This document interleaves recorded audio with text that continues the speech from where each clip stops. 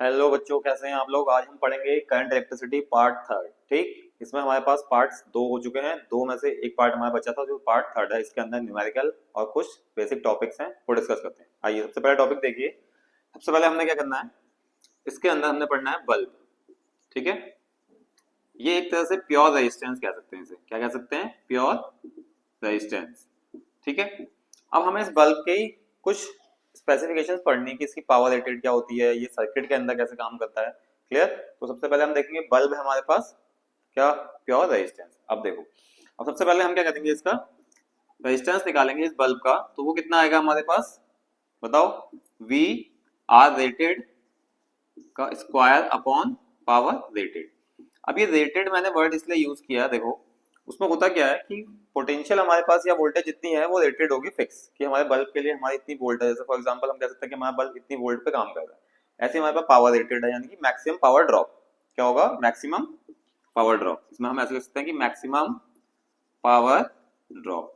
अब ये देखो कि रेजिस्टेंस ऑफ बल्ब आप किस पे डिपेंड है, इनवर्सली प्रोपोर्शनल है पावर ऑफ रेटेड के। क्लियर है, रेजिस्टेंस ऑफ बल्ब किस पे डिपेंड है, पावर रेटेड के। अब अगर हमारे पास आ गया कि हम क्या कहते हैं पावर कंज्यूम्ड, क्या निकालेंगे, पावर कंज्यूम्ड। कई बार क्वेश्चंस में आ जाता है कि आप पावर कंज्यूम्ड कैलकुलेट कर दीजिए, क्या करेंगे, ठीक। तो हम निकालेंगे V S square upon V R square into bracket में पावर रेटेड। ये है फॉर्मूला हमारा किसका, पावर कंज्यूम्ड का, अगर हमारे पास पावर कंज्यूम्ड वाले क्वेश्चन आते हैं तो। क्लियर, ये हो गया। तो ये था हमारे पास बल्ब का प्योर रेजिस्टेंस का। ठीक है, बल्ब के अगर रिलेटेड क्वेश्चन आएंगे, अभी हम क्वेश्चन करेंगे। उसके बाद देखते हैं हम सेकंड पार्ट, कि हमारे पास एक डिवाइस होता है, इसका नाम बोलते हैं हम एमीटर। क्या बोलते हैं, एमीटर। ठीक है, अब एमीटर है क्या, डिवाइस। अब हमें करना क्या है, इसे बनाना है। क्या करना है, हमें इसे बनाना है with the help of using galvanometer. अब देखिए, एमीटर का जो आइडियल रेजिस्टेंस होता है, क्या होता है, आइडियल रेजिस्टेंस क्या होता है, जीरो। क्या होगा, आइडियल रेजिस्टेंस जीरो होगा। एमीटर को हम किस में कनेक्ट करते हैं, हमेशा कनेक्टेड इन किसमें, सीरीज में। क्या करेंगे, सीरीज में हम एमीटर को कनेक्ट करते हैं सर्किट के। क्लियर जी। दूसरी बात आई हमारे पास, अब हम इसका सर्किट बनाते हैं। देखो, ये हमने एक गैल्वेनोमीटर लिया, इसके पैरेलल में हमने एक शंट रेजिस्टेंस ऐड कर दिया। क्या कर दिया, इसमें जाएगा IG, इस वाली ब्रांच में जाएगा I माइनस IG। क्या जाएगा, इसका हमने बना दिया शंट रेजिस्टेंस। किसमें पैरेलल करेंगे, पैरेलल में small amount of shunt resistance को हम कनेक्ट कर देंगे। ठीक, अब देखो रेजिस्टेंस ऑफ एमीटर कितना होगा। ठीक, रेजिस्टेंस ऑफ एमीटर निकालने के GS upon G plus S। इन क्वेश्चंस में हमारे 15 वाले क्वेश्चंस में हमारे पास सीधे से फॉर्मूले पे क्वेश्चंस आते हैं डायरेक्टली, आपको कुछ नहीं करना है। अगर तो क्वेश्चन में पूछता है कि आपका रेजिस्टेंस ऑफ एमीटर कितना है, तो GS upon G plus S सीधे ऑप्शन टिक कर देना है, आपको कोई ज्यादा दिमाग नहीं लगाना है। क्लियर। उसके बाद हमारे पास क्या आ गया, शंट निकालने के लिए क्या होता है हमारे पास, G upon N minus one. ठीक है, शंट निकालने के लिए हमारे पास क्या होगा, G upon N minus one. ठीक, अब देखो ऐसे ही हमारे पास क्या है, हम एक थर्ड डिवाइस पढ़ते हैं जिसका नाम है वोल्ट मीटर। थर्ड कौन सा है, वोल्ट मीटर। ठीक, अब ये देखो वोल्ट मीटर के अंदर आइडियल रेजिस्टेंस कितना होता है, आइडियल रेजिस्टेंस होता है वोल्ट मीटर के अंदर, सबसे पहला पॉइंट इनफाइनाइट। पॉइंट वाइज लिख लेते हैं, इसके अंदर क्या क्या चीजें पॉइंट है हमारे पास। वोल्ट मीटर को हम किसमें कनेक्ट करते हैं सर्किट के अंदर, पैरेलल में। किसमें करेंगे, पैरेलल में, connect parallel, connected in parallel कर लो, कनेक्टेड इन पैरेलल। ठीक हो गया। ठीक, थर्ड पॉइंट आएगा हमारे पास कि हम इसमें शंट रेजिस्टेंस किसमें करेंगे, शंट रेजिस्टेंस को कनेक्ट करेंगे, shunt resistance connected in series, connected in series. ठीक हो गया, सर्किट बनाते हैं, आ जाओ। ठीक, अब हमने शंट रेजिस्टेंस का एक सर्किट बनाया। ये हमने इसलिए देखा है कि IG यहाँ पे हमारा शंट ले लिया, ये दो हमने पॉइंट बना दिए, A पॉइंट B पॉइंट कुछ भी मान लो। क्लियर। उसके बाद हमने देखा कि शंट निकालने के लिए हमारे पास क्या है, G into N minus one. Clear, ये था हमारे पास बल्ब का, एमीटर का, वोल्ट मीटर का, जिससे हमारे पास डायरेक्टली क्वेश्चंस आते हैं। उन क्वेश्चंस को हम सॉल्व करेंगे। अब देखते हैं, इसको नोट डाउन करिए, हम देखते हैं फिर क्वेश्चंस। क्लियर,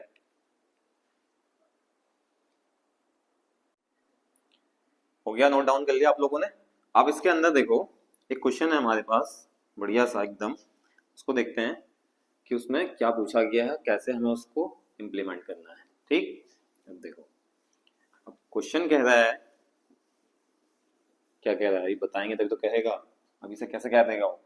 ठीक है, देखो क्वेश्चन कह रहा है हमारे पास, ठीक, क्वेश्चन 1 करके डाल दो ऐसी, एक सर्किट डायग्राम है इस टाइप से, कोई बल्ब है एक, ठीक, ऐसी एक बल्ब और है, ठीक, यहाँ पे हमने उसको एक बैटरी दे दी, इसमें हमने कितना दे दिया 220 वोल्ट का पोटेंशियल। ये बल्ब है हमारे पास 60 वोल्ट 110 वोल्ट, ये है 100 वॉट 110 वोल्ट, ये इसकी रेटिंग है, समझ में आ गया, ये रेटेड वोल्टेज है, ये रेटेड पावर है, ये रेटेड पावर, ये रेटेड वोल्टेज, ये V1 और ये V2, क्लियर। अब उसे बताना है कि अब हमारे पास V1 V2 में कितना पोटेंशियल है और उसमें क्या इफेक्ट पड़ेगा, ठीक है, कम है कि ज्यादा है, वैल्यू नहीं पूछ रहा है वो, कह रहा है कि कम है कि ज्यादा है कि, और बल्ब कौन सा ग्लो करेगा, कौन सा फ्यूज होगा, इस टाइप से क्वेश्चन पूछ रहा है। ठीक है, अब देखते हैं V1 प्लस V2 कितना होगा 220, ये बात सही है कि हमारे पास दोनों का सम कितना आ जाएगा 220 आ जाएगा। अब देखते हैं हम रेजिस्टेंस ऑफ बल्ब का फॉर्मूला क्या होता था, inversely proportional to 1 upon power rated, कि जिसकी पावर ज्यादा होगी उसका रेजिस्टेंस कम होगा और जिसकी पावर कम होगी उसका रेजिस्टेंस ज्यादा होगा। ठीक, तो पहले वाले बल्ब के लिए क्या आएगा, फॉर फर्स्ट बल्ब क्या जाएगा, फर्स्ट बल्ब के लिए, फर्स्ट बल्ब के लिए हमारे पास पहुंच जाएगा क्या R1 inversely proportional to 1 upon P1। Second वाले के लिए क्या होगा R2 inversely proportional to 1 upon P2। Clear हो गया। अब यानी कि पावर पहले वाले बल्ब की हमारी कम है तो रेजिस्टेंस किसका ज्यादा होगा, R1 का, R2 से ज्यादा होगा, ये बात क्लियर है। क्योंकि क्या होता है देखो, पावर 1 हमारे पास क्या है, देखो रेजिस्टेंस अगर हम इसकी पावर ही कैलकुलेट करते हैं, ठीक है, तो रेजिस्टेंस हमारा किसका ज्यादा होगा, पहले वाले बल्ब का, ठीक, तभी तो पावर कम है इसमें। अगर मैं इसको ऐसा लिखूं, चलो मान लो मैं इसको सॉल्व करके ऐसा लिख देता हूँ, P1 प्रोपोर्शनल टू 1/R1, अब बात समझ में आ गई। ठीक, अगर मैं R1 बढ़ा दूंगा तो P1 कम हो जाएगा और P1 कम है यहाँ पे, क्लियर। तो हमारे पास क्या हो जाएगा R1 ग्रेटर देन R2, जब रेजिस्टेंस ज्यादा होगा तो उसके लिए वोल्टेज भी ज्यादा रिक्वायर्ड होगी, क्लियर है।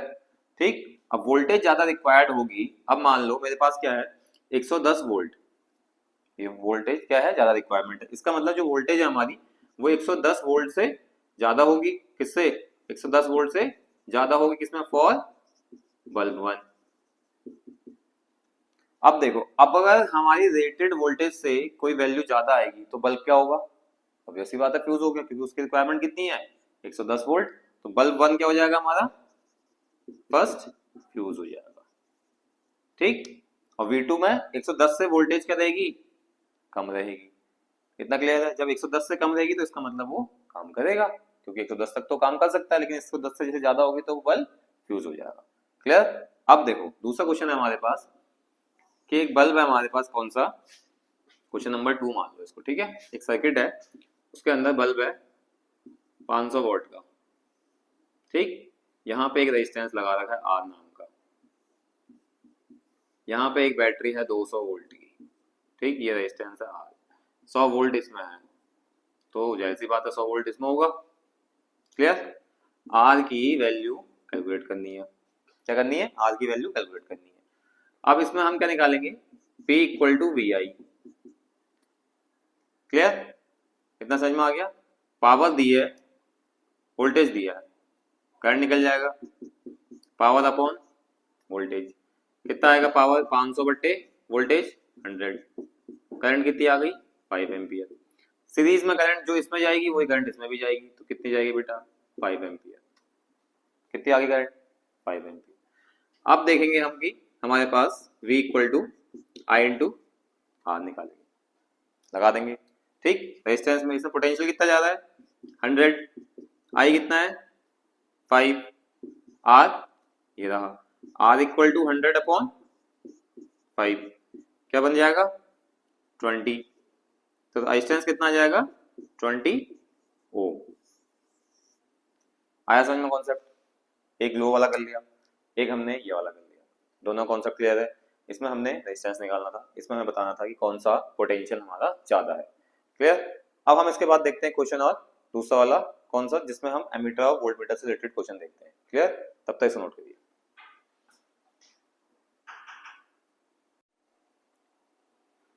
नोट डाउन कर लिया आपने? ठीक, अब इसमें हम देखते हैं एक एमीटर का क्वेश्चन। क्लियर? एक एमीटर का देखते हैं और बाकी कुछ और क्वेश्चंस भी हम इसमें करते हैं। ठीक है, फिर उसके बाद अभी कुछ टाइम बाद आपको क्वेश्चंस मिलेंगे जब सिलेबस हमारा पूरा कंप्लीट हो जाएगा।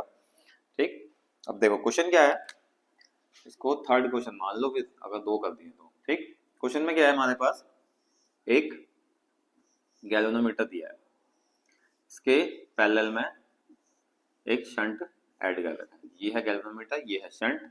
अब इसमें क्या है, करंट जा रही है। ठीक, आई करंट मान लेते हैं। तो ये क्या है, 5% ऑफ आई करंट जा रही है इसके अंदर, इतना मान लिया। ये शंट रेजिस्टेंस है, ये पूरा क्या फॉर्म करेगा,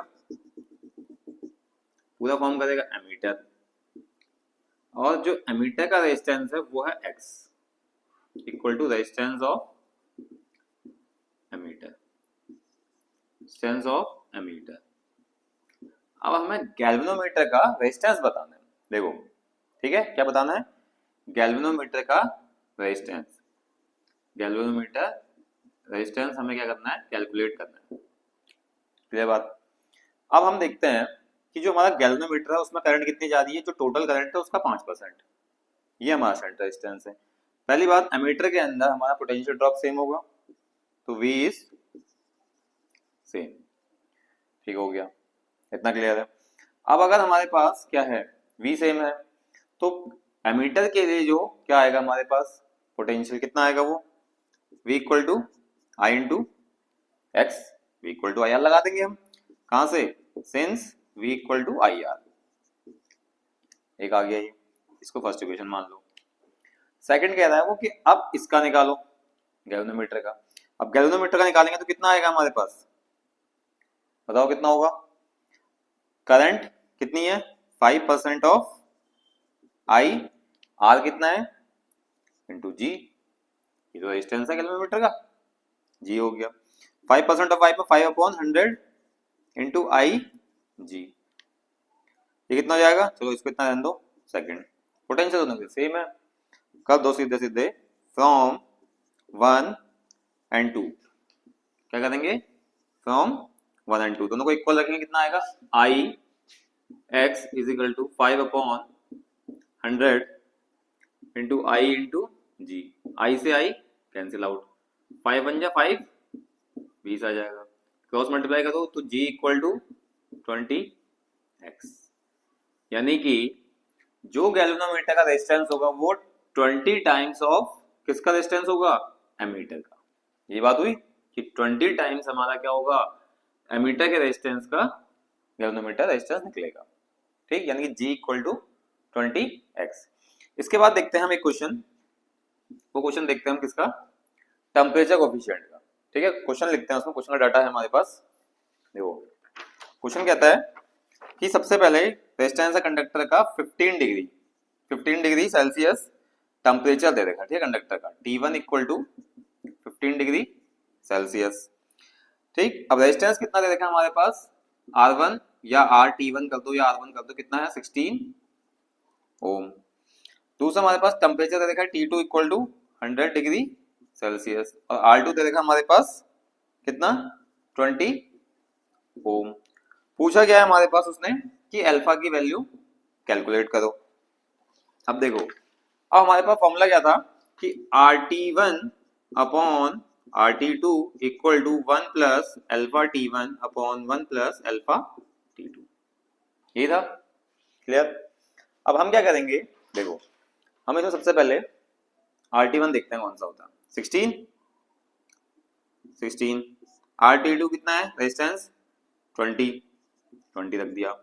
1 प्लस अल्फा इंटू T1 कितना है 15, 1 प्लस अल्फा इंटू T2 कितना है 100। ठीक है, इसको डिवाइड करेंगे 4 से, 4 चक्को 16, 4 पंचे 20, 4/5 आ जाएगा। इसको इधर मल्टीप्लाई, इसको इधर मल्टीप्लाई, यही करते हैं, क्या करते हैं, यही करते हैं ना। तो 4 into 1 plus 100 alpha, 5 into 1 plus 15 alpha, यही करेंगे। आओ इसे सॉल्व करते हैं। ठीक है, कितना हो जाएगा 4 अंदर मल्टीप्लाई करेंगे plus 400 alpha is equal to 5 plus 15 into 5 75 alpha. अब इसमें घटा दो इसको इधर 400 अल्फा माइनस 75 अल्फा और 5 माइनस 4 कितना हो जाएगा 325 अल्फा 5 माइनस 4 1 तो alpha is equal to 1 upon 325 क्या हो जाएगा डिग्री सेल्सियस माइनस 1 कितना हो जाएगा डिग्री सेल्सियस माइनस 1 अल्फा की वैल्यू 1 अपॉन 325। तो ये था हमारा कौन सा क्वेश्चन टेम्परेचर कोफिशिएंट वाला। कौन सा क्वेश्चन था टेम्परेचर कोफिशिएंट वाला जो टॉपिक हमने पहले पढ़ाया था आपको ये था हमारे पास टेम्परेचर कोफिशिएंट वाला। ऐसे ही आपको आगे न्यूमेरिकल मिलते रहेंगे। इसके बाद हम नया टॉपिक स्टार्ट करेंगे नेक्स्ट वीडियो में। क्लियर। तो अभी कोई सा भी अगर क्वेश्चंस में डाउट हो कोई करंट इलेक्ट्रिसिटी से टॉपिक से डाउट हो तो आप लोग उसे हमें कमेंट में बता सकते हैं। क्लियर आपके डाउट वहां पे क्लियर हो जाएंगे। Thank you.